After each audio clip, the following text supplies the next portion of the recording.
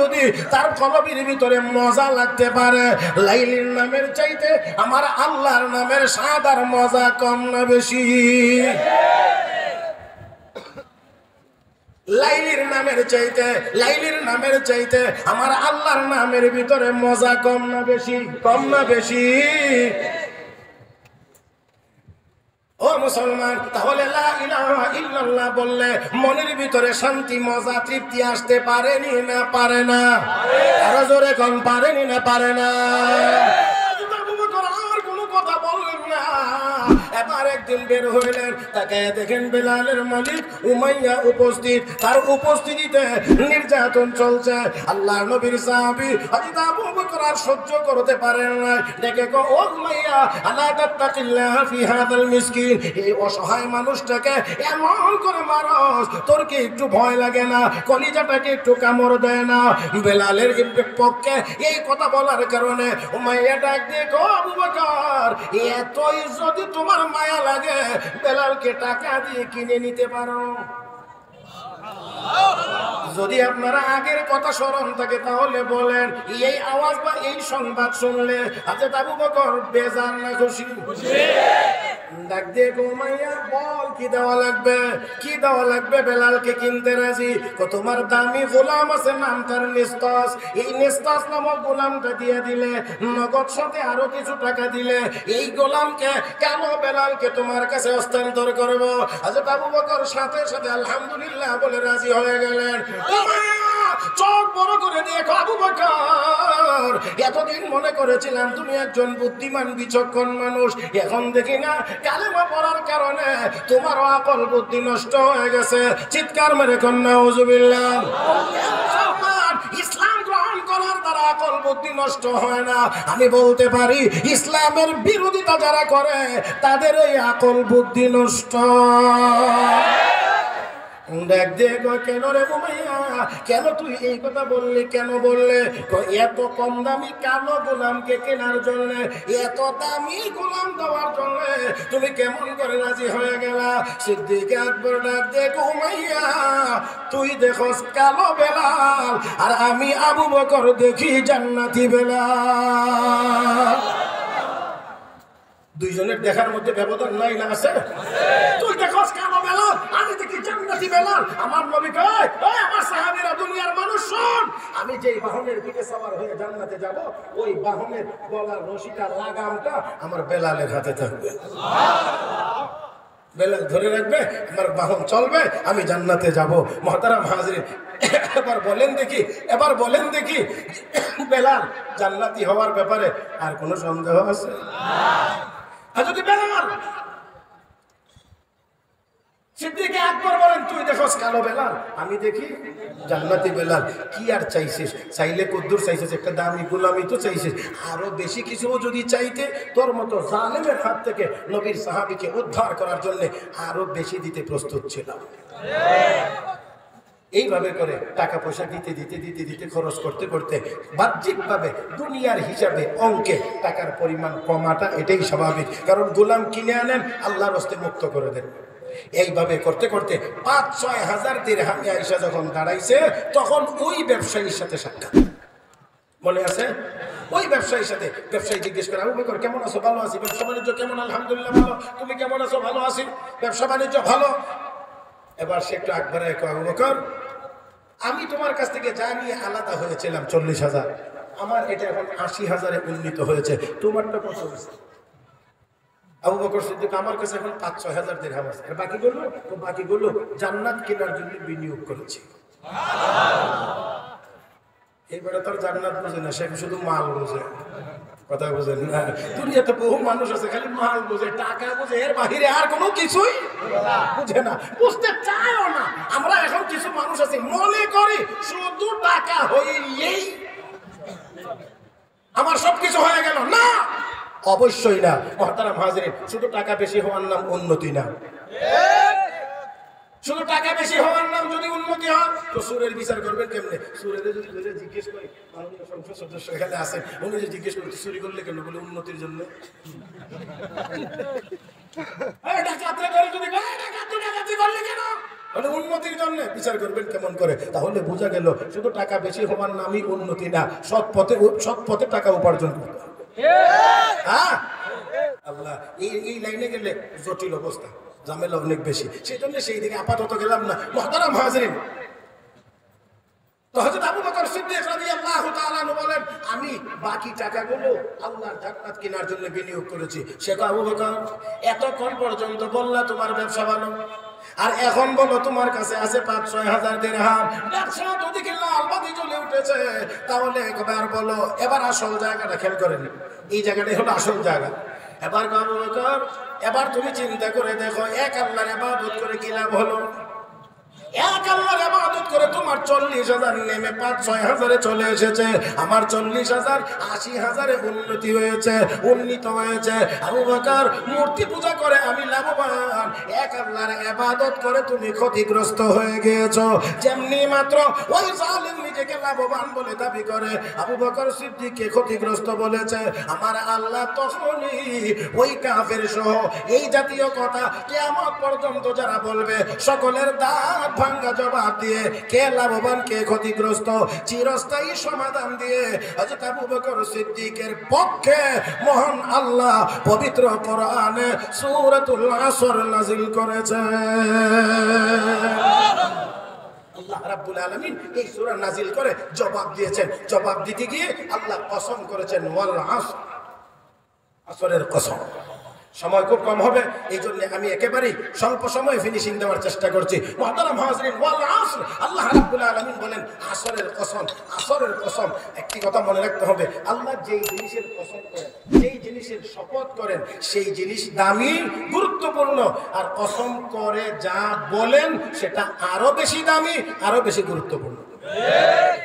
আল্লাহ জিনিসের কসম করেছেন, আসরের কসম করেছেন। এবার আসর বলে আল্লাহ কিসের কসম করেছেন? এক নম্বর ব্যাখ্যা, আসর মানে হলো সময়, যেটা বাংলায় আমরা বলি সময়, ইংরেজিতে বলে টাইম, আরবিতে বলে ওয়াক্ত, সময়। এই সময়ের কসম আমি বুঝাইতে পারবো না, এই সময়টা কি আসলে কম দামি না বেশি দামি? সময়টা কম দামি না বেশি দামি? আরে ভাই, সময়ের সমষ্টির নাম হায়াত বা জীবন, সময়ের সমষ্টির নাম সেকেন্ড, মিনিট, ঘন্টা, দিন, রাত, সপ্তাহ, মাস, বছর, সবগুলো মিলে এই হলো আমার আপনার হায়াত বা জীবন। কি বলেন, ঠিক না? তবে জানি না ওই কথাটার অর্থ কি সময়ের চাইতে জীবনের মূল্য বেশি, এটার অর্থ আমি জানি না, এখনো বুঝতে সারতে পারছি না। সময় কোন জিনিসের নাম, জীবন কোন জিনিসের নাম? যেই সময় গিয়ে আপনার সময় শেষ হয়ে যাবে, এই সময় আপনার জীবনও শেষ হয়ে যাবে। আমার ভাইয়েরা, যার কারণে আমরা বলি কি সময় শেষ হয়ে গেছে, আল্লাহ নিয়ে গেছে, কথা ঠিক না? তাহলে মুহতারাম হাজিরিন, মনে রাখতে হবে, আসুন সময় দামি জিনিস, আমরা বুঝতে চাই না, বুঝতে পারি না। হযরত আকদাস মাওলানা জাকারিয়া রাহমাতুল্লাহ আলাইহি, শেখুল হাদিস জাকারিয়া রাহমাতুল্লাহ আলাইহি লিখেন, বাগদাদের ওলি হযরত সাররি সাকতি রাহমাতুল্লাহ আলাইহি এক বুজুর্গের সাথে সাক্ষাতের জন্য গেছেন, গিয়ে দেখেন উনি আটা পানি দিয়ে গুলে এমনি খান, রুটিও বানান না। জিজ্ঞেস করলেন, হযরত রুটি বানান না কেন? রুটি বানাইতে গেলে সময় লাগে বেশি, রুটি না বানাইলে যেই সময়টা বাঁচাইতে পারি, এই সময়ের ভিতরে আমি 70 বার করে সুবহানাল্লাহ পড়তে পারি। এবার বুঝুন সময়কে কত দাম দিয়ে গুরুত্ব দিয়েছেন, আর আমাদের সময় কি পরিমাণ নষ্ট হয়। আল্লাহ মাফ করুন, আসরের নামাজের সময় সার দোকানে গিয়ে ঢুকে টেলিভিশনের দিকে চাইতে, আর সার কাপ সুমাইতে আছে, আর মসজিদের ইমাম মুয়াজ্জিনের বদনাম করতে করতে এশা রক্ত হয়েছে, এক ওয়াক্ত নামাজ নসিবে জুটছে না, আর এই দিক দিয়ে উনার বদনামের তীর থেকে কোনো ইমাম মুয়াজ্জিনের বাদ পড়ছে। আল্লাহর ফজল করুন। মুহতারাম হাজিরিন, তাই আসুন এই সময়কে আমরা কাজে লাগানোর চেষ্টা করি। এক নাম্বার হলো সময়ের কসম। তাহলে সময় দামি জিনিস, আল্লাহ দামি জিনিসের কসম করেছেন। নাম্বার 2, আসর মানে হলো আসরের নামাজ। তো আসরের নামাজ কম দামি না বেশি দামি? দামি। হাফিজু আলা সালাওয়াত ওয়াস সালাতিল উসতা, আল্লাহ আসরের নামাজের কথা আলাদা করে বলেছেন, আলাদা করে বলেছেন। মুহতারাম হাজিরিন, অতঃপর আল্লাহ রাব্বুল 10:30, আল্লাহ অনেক লম্বা সময়। জি যাক, আলহামদুলিল্লাহ, আপনাদের কষ্ট হবে না তো? হ্যাঁ, আর আমি তো আরো বেশি খুশি হয়েছি, আরো বেশি খুশি হয়েছি, কারণ এমপি সাহেবদের তো এত সময় থাকে না। আলহামদুলিল্লাহ, আলহামদুলিল্লাহ, আলহামদুলিল্লাহ। আমি অন্তর থেকে, আলেম বড়, এলেম আছে, বুজুর্গ আছে এই জন্য না, আমি মুসাফির অবস্থায় আছি। তো মুসাফিরের দোয়া তো আল্লাহ নবী বলছেন কবুল, সেই জন্য দোয়া করি আল্লাহ যেন ওনাকে দীর্ঘ নেক হায়াত দান করে, জনগণের খেদমত যেন ইখলাসের সাথে করার তৌফিক দান করে। মুহতারাম হাজিরিন, আপনাদের কষ্ট হবে না তো আশা করি? আল্লাহ রাব্বুল আলামিন আসর মানে হলো আসরের নামাজ। আসরের নামাজটা কম দামি না বেশি দামি? নবী বলেন, আল্লাহ কোরআনে বলছেন হাফিজু আলাস সালাওয়াত ওয়াস সালাতিল ওয়াসতা, সব নামাজ যত্ন করো এবং মধ্যবর্তী নামাজ। এই মধ্যবর্তী নামাজটার নামই হলো আসরের নামাজ। ইমাম বগবী লিখেছেন এটা কেমনে মধ্যবর্তী নামাজ? আসরের নামাজ, আসরের আগে ফজর এবং জোহর দিনের বেলার 2 ওয়াক্ত নামাজ, আসরের পরে মাগরিব এবং ইশা রাতের বেলার 2 ওয়াক্তের নামাজ। এই হিসাবে এটা হলো মধ্যবর্তী নামাজ। আর আরো একটা কারণ আছে, মানুষ যখন মৃত্যুবরণ করে যে কোনো সময় তাকে দাফন করা হোক, সকালে হোক, দুপুরে হোক, বিকালে হোক, সন্ধ্যায় হোক, রাত্রে হোক, গভীর রাত্রে হোক, গভীর রাত্রে হোক, যখন দাফন করে চলে আসে কবরে, যখন ওই লোকটাকে জিন্দা করা হয় তখন ওই লোকটা জীবিত হয়েই কবরে দেখতে পায় আসরের নামাজের সময়টা যেন শেষ হয়ে যাচ্ছে। কোন নামাজ? আস্তে করে কোন নামাজ? আল্লাহর কিছু বান্দা বান্দি এমন আছে তারা ওই মুহূর্তে বলবে, তোমরা কারা? আগে আমাকে একটু পানি দাও, ওযু করব, নামাজ পড়ব। একটু আওয়াজ করে বলুন, তারা কারা হবে দুনিয়াতে যারা নামাজ পড়বে না? তারা না। তোমরা কারা? আগে আমাকে একটু পানি দাও, আমি ওযু করব, নামাজ পড়ব, তারপর কথা হবে। এমনি সুন্দর সুদর্শন যুবকের না কে জানি কবরে প্রবেশ করবে আর ডাক দিয়ে বলবেন, রে আল্লাহর বান্দা বান্দি, না না, এটা দুনিয়া না, এটা নামাজ পড়ার জায়গা না, তোমাকে এখানে নামাজ পড়া লাগবে না, এটা দুনিয়া না, এটা কবর জগৎ, এটা কবর জগৎ, এটা নামাজের ফলাফল ভোগ করার জায়গা। কে তুমি? চিনতে পারলাম না। এমনি বলবে, ও আল্লাহর বান্দা বান্দি, চিনতে পারো না আমাকে, চিনতে পারো না আমাকে, চিনবা না, আমি তোমার দুনিয়ার কোনো আত্মীয় স্বজন না, ছেলে মেয়ে না, আমি হলাম তোমার দুনিয়ার জীবনের তেলাওয়াত করা কোরআন। আমি বিনয়ের সাথে জিজ্ঞেস করি, কোরআন আমাদের সঙ্গে হোক, কবরে আমাদের সঙ্গে হোক, এটাকে আমরা সবাই চাইনি না? চাই না? আমাদেরকে যেন দুনিয়ার জীবনে কোরআনের সাথে সম্পর্ক গড়ার তৌফিক দান করেন। জোরে কোন আমিন। আল্লাহ রাব্বুল আলামিন বলেন, আসরের কসম, আসরের নামাজের সময়ের কসম। 3 নাম্বার ব্যাখ্যা হলো, আসর মানে হলো আমার আপনার নবীর হায়াতে মুবারাকা, আমার আপনার নবীর জীবনের কসম। আল্লাহ কসম করে বলেন, ইন্নাল ইনসানা লাফি খুসর, নিশ্চয়ই সমস্ত মানুষ ক্ষতিগ্রস্ত। খেয়াল করে শোনেন, এই জায়গাটা আজকের আলোচনার একেবারে কেন্দ্রবিন্দু, মেইন জায়গাটা এখানে। আমার দিক তাকায় শোনেন, আল্লাহ বলেন সমস্ত মানুষ ক্ষতিগ্রস্ত।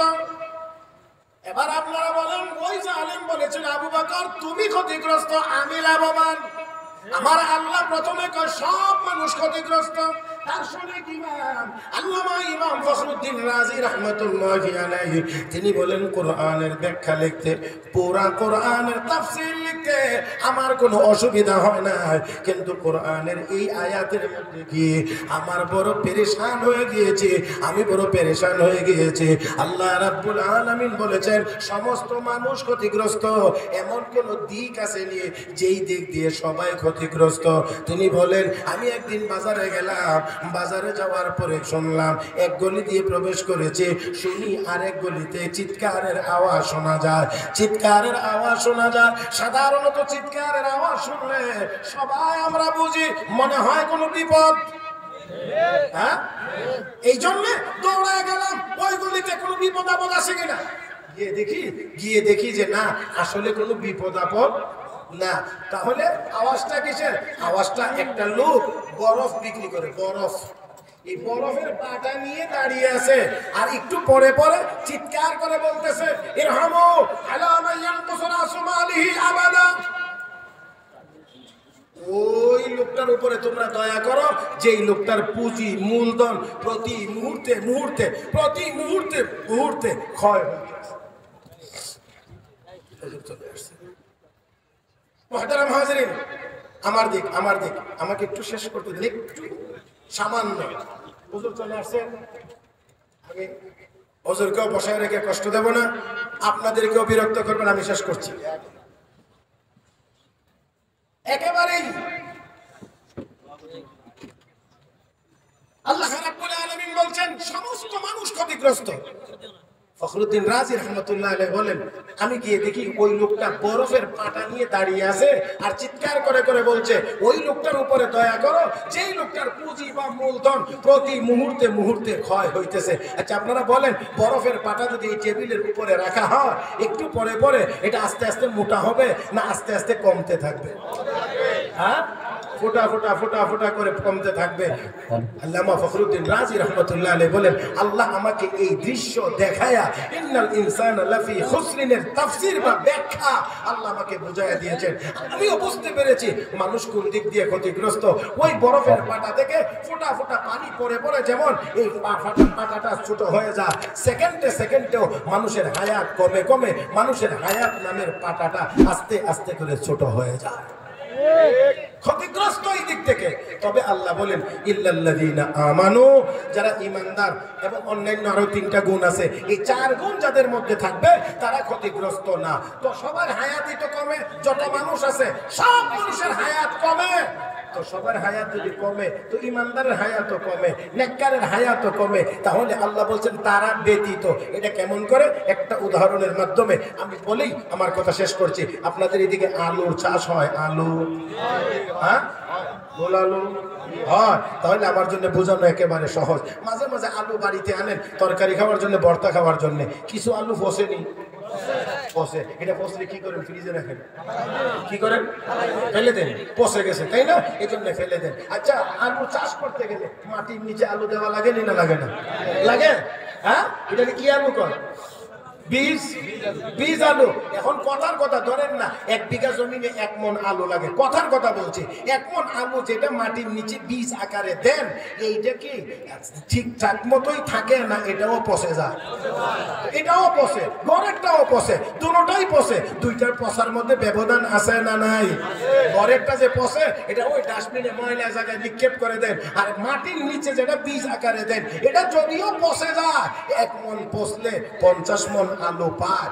কৃষক 1 মণ আলু বীজ দেওয়ার কারণে 50 মণ আলু পাওয়ার পরে আর কেউ কান্নাকাটি করে না, হায় রে আমার 1 মণ আলু পচে গেছে। বরঞ্চ এই 1 মণ আলুর বিনিময়ে 50 মণ পাইয়া কৃষক খুশি হয়। দুনিয়ার জীবনে কাফের বেঈমানের হায়াতও কমে, ঈমানদারের হায়াতও কমে। তবে কাফের বেঈমানদের হায়াত কমা হলো গড়ের পচা আলুর মতো, এটার ভবিষ্যৎ নয়। ঈমানদারের হায়াত যদিও কমে, ঈমানদার ঈমান আর নেক আমলের বদৌলতে জান্নাতের মালিক হইয়া কৃষক যেমন 50 মণ আলু পায়া খুশি, ঈমানদার তার হায়াতের বিনিময়ে জান্নাত পায়া খুশি। আল্লাহ রাব্বুল আলামিন আমাদের সবাইকে কথাগুলো বুঝবার এবং আমল করবার তৌফিক দান করুন। আমিন ইয়া রাব্বুল আলামিন। সুবহানাকাল্লাহুম্মা বিহামদিক আশহাদু আল লা ইলাহা ইল্লা আনতা আস্তাগফিরুকা ওয়া আতুবু ইলাইক ওয়া আখিরু দাওয়ানা আলহামদুলিল্লাহি রাব্বিল আলামিন। ওয়াসসালাম।